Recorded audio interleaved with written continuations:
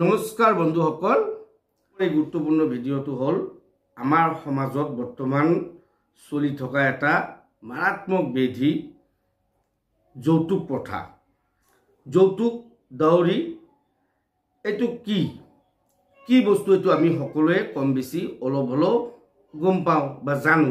তথাপিও জানি বুজি শুনিও বহুতে আমি আছো যে যৌতুক প্ৰথাৰ লগত আমিও জড়িত হৈ আছো পৰোক্ষ বা প্ৰত্যক্ষভাৱে। কিন্তু এইটো আমাৰ সমাজৰ এটা ডাঙৰ ব্যাধি। আজিৰ সময়ত এইটো এটা মাৰাত্মক ব্যাধি হিচাপে পৰিগণিত হৈছে আৰু পৰৱৰ্তী সময়ত ই আৰু কাল ৰূপ ধৰিব পাৰে। গতিকে আহকচোন এই যৌতুক প্ৰথাটো কি, আমি ভালদৰে ইয়াক আয়ত্ত কৰোঁ আৰু ইয়াৰ পৰা আমি কেনেকৈ পৰিত্ৰাণ পাব পাৰোঁ, ইয়াৰ পৰা পৰিত্ৰাণ পাবলৈ আমাৰ কি ধৰণৰ বিষয়বিলাকত আমাক বেছি মনোযোগী হ'ব লাগিব, তাকে লৈ আজি মোৰ এই ভিডিঅ'টো। যৌতুক প্ৰথা দাউৰি হ'ল কইনাৰ বিবাহৰ সময়ত পিতৃ মাতৃৰ সম্পত্তিৰ হস্তান্তৰৰ এক প্ৰক্ৰিয়া। যৌতুক প্ৰথা যিটো যৌতুক, এইটো কইনাৰ বিবাহৰ সময়ত পিতৃ মাতৃৰ সম্পত্তিৰ হস্তান্তৰ এক প্ৰক্ৰিয়া। সাধাৰণ অৰ্থত যৌতুক হ'ল বিবাহৰ সময়ত কইনাৰ অভিভাৱক দিয়া অৰ্থ বা মূল্যৱান সামগ্ৰী দৰা পক্ষলৈ যিটো দিয়া হয়। যে সাধাৰণ অৰ্থত যৌতুক হ'ল বিবাহৰ সময়ত কইনাৰ অভিভাৱকে দৰা পক্ষৰ অভিভাৱকক বা দৰা পক্ষক দিয়া কিছুমান অৰ্থ বা সামগ্ৰী, মূল্যৱান সামগ্ৰী।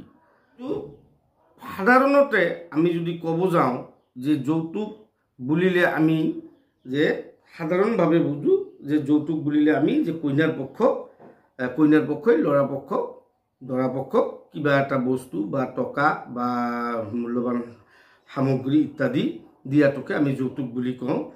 এইটো হ'ল আমাৰ দুয়োপক্ষৰ মাজত যিটো আণ্ডাৰষ্টেণ্ডিং থাকে, মিলাপ্ৰীতিতে আমি স্ব-ইচ্ছাই পৰোক্ষ বা প্ৰত্যক্ষভাৱে সেই বস্তুখিনি দিয়া। বহুত দিন আগত একাংশ সমাজত নাৰীসকলৰ বিবাহৰ সময়ত এই যৌতুক প্ৰথা দিয়াৰ এটা ব্যৱস্থা আছিল, কিয়নো সেইখিনি সময়ত নাৰীসকলৰ সেই সমাজ ব্যৱস্থাত পুৰুষসকলৰ সমানে তেওঁলোকৰ সম্পত্তিৰ অধিকাৰখিনি নথকাৰ ফলত বিবাহত এই যৌতুক কিছু সা সম্পত্তি বা মূল্যৱান সামগ্ৰী ইত্যাদি দিয়া প্ৰথাটো আছিল। কিন্তু ই কালক্ৰমত কি হ'ল, কালক্ৰমত গৈ পেলাই ই এটা জটিল ৰূপ ধাৰণ কৰিলে। ই সদুশেষত গৈ পেলাই এটা বিবাহ পণ হিচাপে সৃষ্টি হ'ল, বিবাহ পণ হিচাপে পৰিগণিত হ'ল ধৰিছে। গোটেই সমাজ ব্যৱস্থাখনকে ই এটাৰ পিছত এটা কৰি সমাজ ব্যৱস্থাটোক ই আৱৰি ধৰিছে।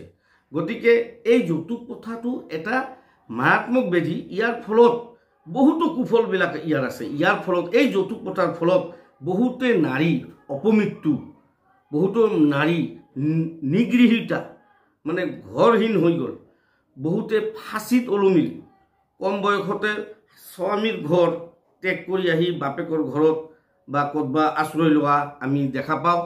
বহুত ক্ষেত্ৰত পিতৃ মাতৃৰ অৰ্থহীনতা ইও এটা কাৰণ। যে এইটো এনেকুৱা এটা ব্যৱস্থা হৈ গ'ল আমাৰ সমাজত যে যৌতুক নিদিলে আজিকালিৰ সময়ত ছোৱালী এটাৰ বা কন্যা সন্তান এটাৰ বিয়া নহয়, বিয়া এটা কোনেও আগবাঢ়ি নাহে। আজিকালি ছোৱালী এটা বিয়া দিব হ'লে বাপেকজনে মূৰে কপালে হাত থোৱাৰ এটা অৱস্থা আহি পৰিছে, য'ত ছোৱালীসকলক ইমান মৰ্যাদা দিয়া হৈছে, য'ত পুৰুষ আৰু মহিলাৰ সম অধিকাৰৰ কথা কোৱা হৈছে। তৎসত্ত্বেও এই যৌতুক প্ৰথাৰ নিচিনা আৰু কিছুমান আমাৰ সমাজত ব্যাধি আছে, যাৰ কাৰণে আজি আমাৰ এই ছোৱালীবিলাকৰ বিভিন্ন সময়ত বিভিন্ন ক্ষেত্ৰত বাধাৰ হেঙাৰ এটা সৃষ্টি হৈছে। এই যৌতুক প্ৰথাৰ নিচিনা যিটো কুপ্ৰথা এটা আমাৰ সমাজত প্ৰচলিত হৈছে, ইয়াৰ পৰা পৰিত্ৰাণ পোৱাৰ কিছুমান মোৰ ব্যক্তিগত ভিত্তিত মই কিছুমান উপায় উলিয়াইছোঁ। সেই উপায়খিনি আপোনালোকৰ সন্মুখত মই আগবঢ়াই দিছোঁ। যদি ভাল লাগে আপোনালোকে সেইবিলাক গ্ৰহণ কৰিব, আৰু যদি আপোনাক বস্তুখিনি ভাল লগা নাই আপুনি গ্ৰহণ নকৰিব পাৰে। মই ভাবোঁ প্ৰথমতে হ'ল আমাৰ সকলোৰে মাজত, অভিভাৱকসকলৰ মাজত ইয়াৰ বিৰুদ্ধে এটা সজাগতা আমাৰ থকাৰ প্ৰয়োজন। এৱাৰনেছ এটা হ'ব লাগে যৌতুক প্ৰথাৰ বিৰুদ্ধে। দৰা কইনাৰ লৈ ইয়াত কোনো কথা নাই, সমাজখনৰ প্ৰতি ঘৰ মানুহে ইয়াৰ প্ৰতি সজাগ হ'ব লাগে, সজাগতা সৃষ্টি কৰিব লাগে। যে যৌতুক প্ৰথা আমাৰ সামাজিক ব্যাধি ইয়াৰ ফলত কন্যা সন্তানসকল পদে পদে প্ৰভাৱিত হোৱা দেখা যায় কন্যা সন্তানৰ দেউতাকসকল অৰ্থহীনতাত দেখা যায় কন্যা সন্তানসকল কি হয় আধৰুৱা জীৱনতে মানে স্বামীৰ ঘৰ ত্যাগ কৰিব লগা হয় বহুত ধৰণৰ ইয়াত প্ৰব্লেমবিলাক দেখা যায় ইয়াৰ কাৰণে এটা সজাগতা শিবিৰ আমি সজাগতা এটা আমি ব্যৱস্থা কৰি ইয়াৰ পৰা পৰিত্ৰাণ পাব পাৰোঁ আমি দ্বিতীয়তে আইনৰ আশ্ৰয় ল'ব লাগে ইয়াত ভয়ৰ কোনো কথা নাই যে মোৰ ছোৱালীৰ কাৰণে অমুকে তামুক কৈছে অমুক কৈছে এইবিলাক কথা নহয় আপুনি আইনৰ আশ্ৰয় লওক ইয়াৰ কাৰণে বহুত ভাল ভাল আইন আছে ভাৰতীয় আইনত ইয়াৰ কাৰণে বহুত ভাল ভাল আইন আছে যৌতুক প্ৰথাৰ বিৰুদ্ধে বহুত আইন আছে য'ত বিভিন্ন শাস্তিৰ কথা বিভিন্ন আপোনাৰ ফাইনৰ কথা য'ত উল্লেখ কৰা আছে তৃতীয়তে মই ক'ব খুজিছোঁ যে ইয়াৰ পৰা পৰিত্ৰাণৰ আৰু এটা উপায় হ'ল কি মই যদি যৌতুক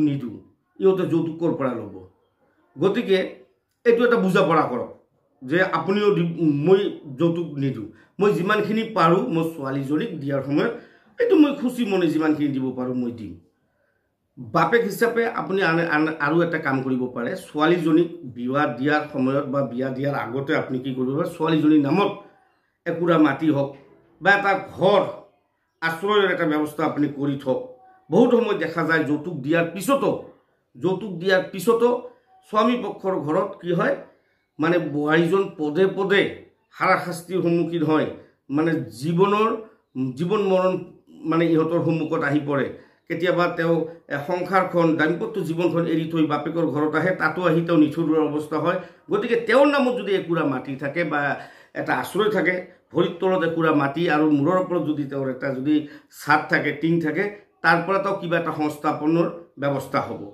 আপুনি ছোৱালী সন্তান জন্ম হৈছে তাৰ কথা আপুনি চিন্তা কৰিব নালাগে সেই ছোৱালীজনীক আপুনি সংস্থাপনৰ এটা ব্যৱস্থা কৰক ভালদৰে পঢ়াওক সংস্থাপনৰ ব্যৱস্থা কৰক চাব যে ইয়াক আৰু যৌতুক দিব নালাগে কোনেও যৌতুক বিচাৰিও আপোনাৰ ওচৰত নাহে গতিকে ছোৱালীসকলক স্বাৱলম্বী কৰক নাৰী শিক্ষাৰ প্ৰতি গুৰুত্ব দিয়ক এই ধৰণৰ আমাৰ পদ্ধতিবিলাক যেতিয়া আমি গ্ৰহণ কৰিম এই যৌতুক প্ৰথাটো আমাৰ সমাজৰ পৰা লাহে লাহে নাইকিয়া হ'ব লাগিব সাহস কৰি ওলাই আহক কোনোবা না কোনোবা এজন ওলাই আহিব লাগিব ইয়াৰ বিৰুদ্ধে মাত মাতিব লাগিব তেতিয়াহে আমাৰ সমাজৰ পৰা এই যৌতুক প্ৰথাখিনি সম্পূৰ্ণৰূপে নিমূল হৈ যাব বন্ধু বান্ধৱীসকল যিখিনি সময় মই পাইছোঁ এই সময়খিনিত মোৰ থুলমূল যিটো মোৰ মানে জ্ঞানে মই যিখিনি কথা ইয়াতে শ্বেয়াৰ কৰিলোঁ যদি আপোনালোকক ভাল লাগে আপোনালোকে দয়া কৰি মোৰ এই ভিডিঅ'টো বেছি বেছি কৰি শ্বেয়াৰ কৰিব বেছি বেছি কৰি ছাবস্ক্ৰাইব কৰিব ধন্যবাদ